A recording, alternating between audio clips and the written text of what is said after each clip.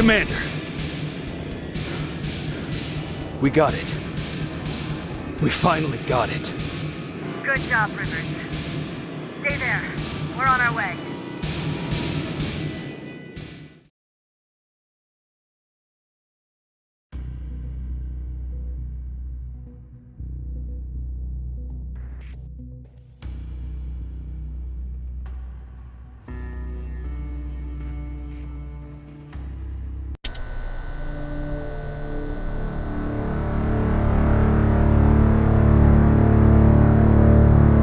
There was no doubt anymore. Skynet had created a cybernetic organism. It was designed to blur the line between a man and a machine. People started to think that there were Terminators amongst us, wolves in sheep's clothes. Some of us left, even though we hadn't seen any other infiltrators yet. Or at least, we didn't think we had. And that fear of not knowing was what turned the tide of this war. That night, Skynet won. I still have to run some tests, so for now I would say no. We need some more time, I Connor. know you don't want to hear this, Commander, but if there's one person who can help us, it's Dr. Mack. Mac, we don't even know if he's alive. He is. He's in the Hollywood Hills. We knew a time would come when we'd need him again, so we've kept an eye on him. Wait. You've been watching him without telling me? Let your emotions cloud your judgment before, Commander. That's why I decided that Mack's whereabouts were no longer This is your bullshit. concern. He can't just magically fix all of our problems. He's a man, not a god. A man that That's makes enough, mistakes. Commander. You know what happened last time. He's the reason Perry's I dead. said that's enough. Sergeant Rivers? Yes, sir. TechCom believes that being marked for termination is a badge of honor, a sign that we're doing something right. We wear it proudly.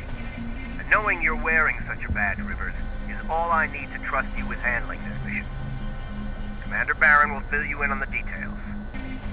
Good luck, soldier. Over and out. Looks like you're going to Hollywood Hills. Dr. Edwin Mack is the one who taught us how to use Skynet's weapons, so there's a chance he can do it again. Take him that second-generation plasma rifle and see if he's able to reprogram it. If we want to use Skynet's weapons, we need to bypass their encryption lockouts. How will I find him? He's obsessed with surveillance. So when you get there, look for any cameras, biometric sensors, or any other tech stuff. He should be around. That's it.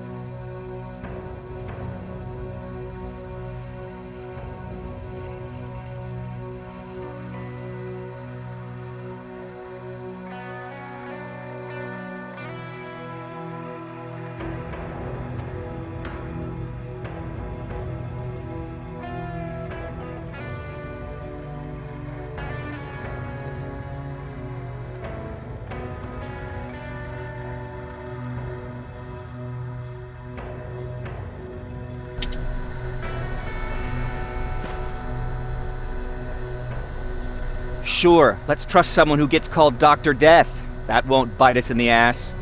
In the meantime, I'll see what I can learn from the new CPU we acquired from that infiltrator. This could be the breakthrough that we've all been waiting for. I need to concentrate, so please don't disturb me.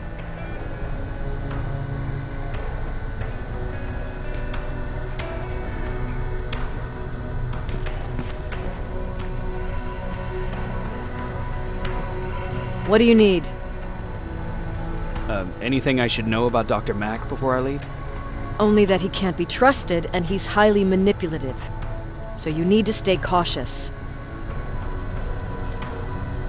Was Mack the one whose drone you smashed? Yes. Yes, it was. I've never told this to anyone, but before I met Mack and Perry, I was wandering alone. Didn't have a map, so I drew one myself. The first people I came across were two guys, old enough to remember Judgment Day. We camped out together. They gave me advice, we shared some stories. Sounds nice, right?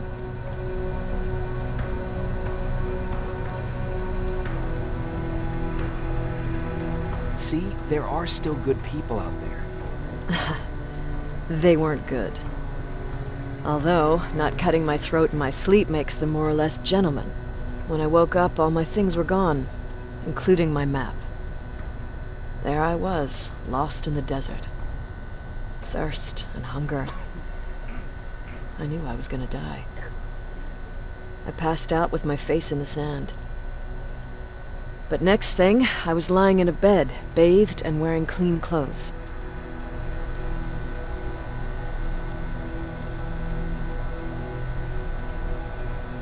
I'm guessing there's no happy ending to this story either. You're starting to learn. Through the window, I saw thousands of Terminators. First, I thought it was a work camp, but it was something else. A Skynet research facility. They kept me alive, but I didn't know why. I thought I was the only human there. But after a while, someone came into my cell. A man.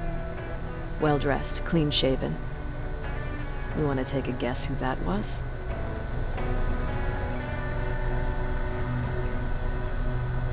One of those guys who robbed you? No. He was a traitor to his race. Bastard was selling every piece of knowledge the machines didn't have. In return, they gave him everything he wanted. When he was done stuffing his face with food, he had another request. He wanted a whore. It lasted months, until I got to wrap a towel around his neck and make his eyes pop. You don't want to see people for what they really are. I've seen their true face. That traitor, those two guys in the desert, Mac, they all showed it to me. It's not pretty.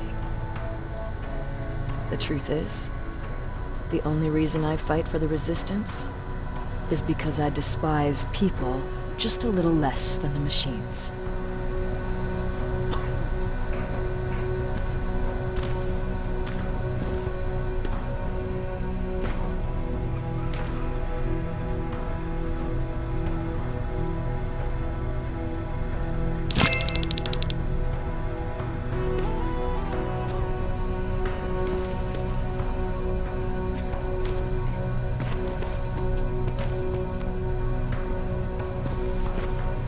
Jacob, do you have a minute?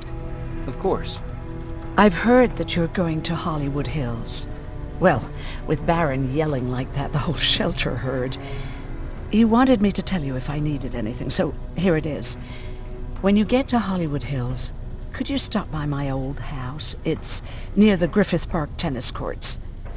I wonder if Peter went there and left something for me. I know he'd be stupid to go there, since now it's behind the Annihilation Line, but then again, he was always full of stupid ideas. I'll see what I can do. Thank you. Look at him. He never talks to anyone. He just sits there. I bet he's one of those machines.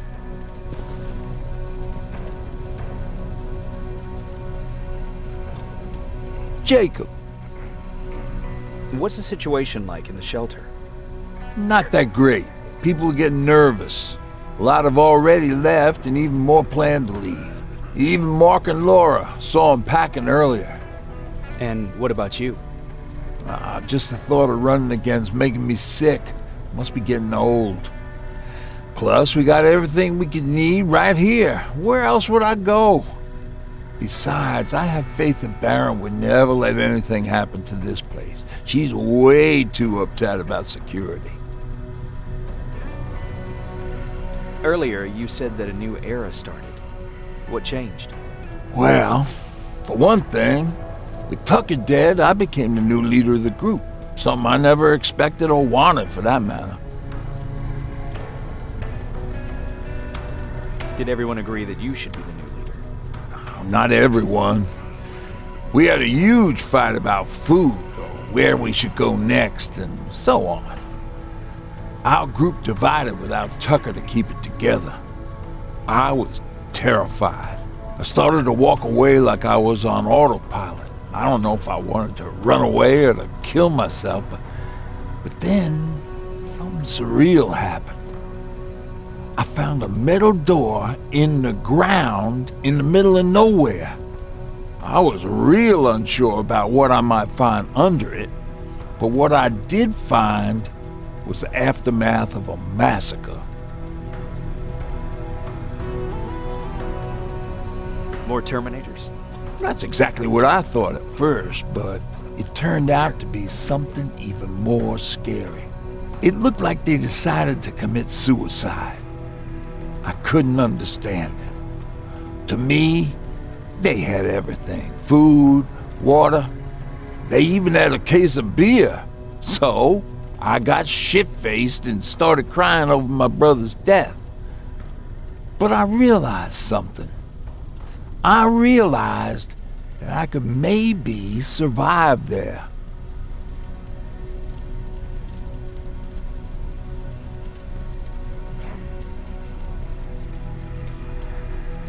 Did you come back to tell everyone?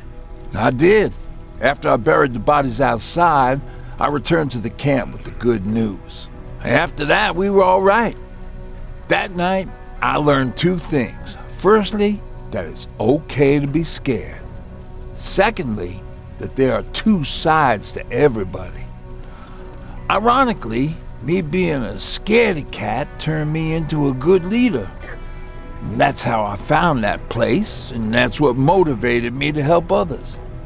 But Tucker, well, he was a leader from the start, but he had an ugly side too. He killed those who opposed him. He was a real scumbag, but he was my brother. He made me want to be a good person for the both of us. Our hangover wasn't a high price to pay for that lesson.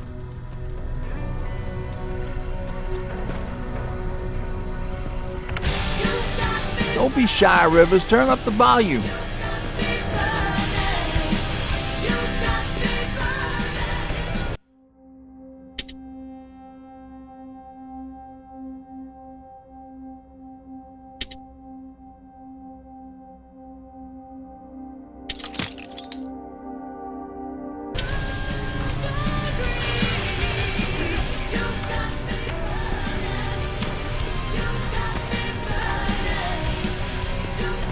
Why do you think Skynet doesn't have their plants in the south? I don't think. Everyone's leaving. I think we should as well. Yeah, but where to?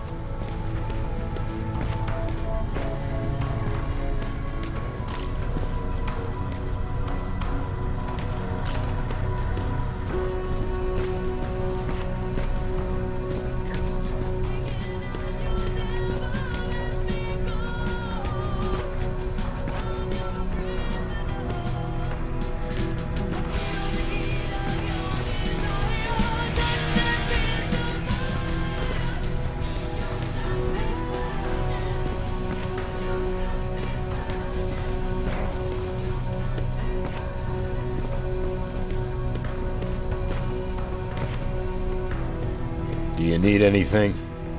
Can I see your hardware?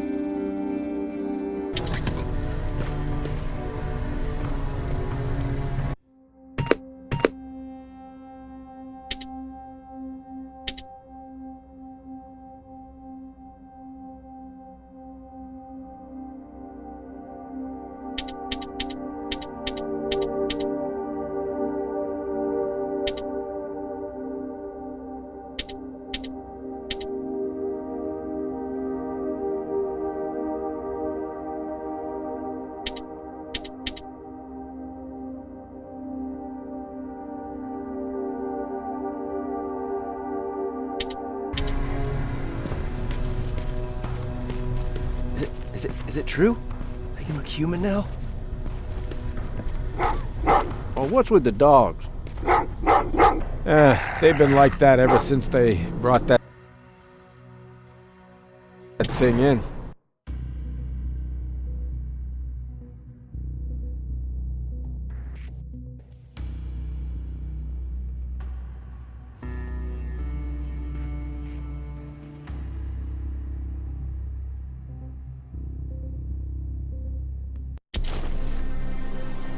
Jacob, are you receiving me? You're alive!